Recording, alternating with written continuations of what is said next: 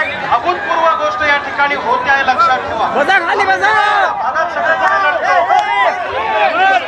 खाली बसा, खाली. आणि हा मोर्चा अशा ठिकाणी थांबवलेला आहे की समृद्धी बंद, हैदराबाद जबलपूर बंद, सगळे रस्ते या ठिकाणी बच्चूभाऊंनी फारच सर्वेक्षण केलेलं दिसतं या रस्त्याचं.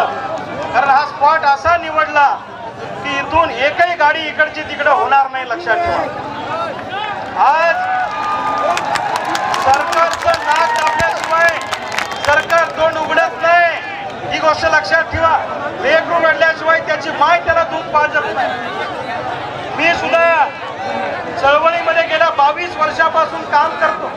स्वर्गीय शरद जोशींच्या विद्यापीठातून आम्ही घडलेले कार्यकर्ते आहोत, शिबिरातून. आणि सोयाबीन कापसाच्या प्रश्नावर मी या महिन्यामध्ये 50,000 शेतकऱ्यांचा मोर्चा दरवर्षी बुलढाण्याला काढतो.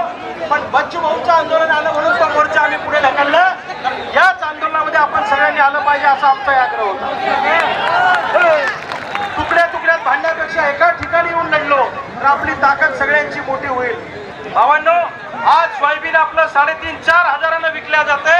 सोयाबीनचा प्रति क्विंटल 500 रुपये, 1500 रुपये, 2000 रुपये सोयाबीनचा एका क्विंटलचा उत्पादन खर्च आहे 7,500-8 हजार रुपये. आणि बाजारात भाव मिळतो आहे 3,000, 1,500, 3,500 रुपये.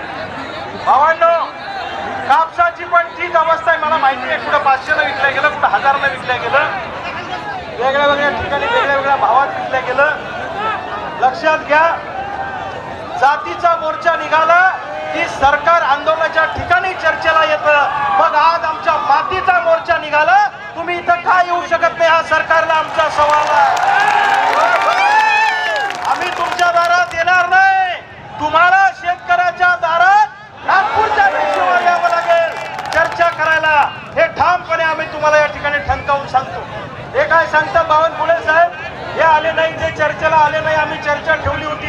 अरे 1 वर्ष झालं विधानसभेची निवडणूक होऊन, पण तुम्ही कर्जमुक्ती करायला तयार नाही. आम्ही कर्जमाफी मागायला आलो नाही, आम्ही भीक मागायला आलो नाही, आम्ही कर्जमुक्ती मागायला आलोय, माफी नाही. आणि सोयाबीनला जर तुम्हाला भाव देता येत नसेल, सोयाबीनचा भाव हा तेलावर कमी आणि DOCच्या निर्यातीवर जास्त अवलंबून असतो. DOC म्हणजे सोयाबीन. 4 वर्षापूर्वी 23 लाख मेट्रिक टन सोयाबीन निर्यात झाली, म्हणून सोयाबीन आपली 8 हजारावर गेली होती. त्याच्यानंतर सोयाबीन निर्यात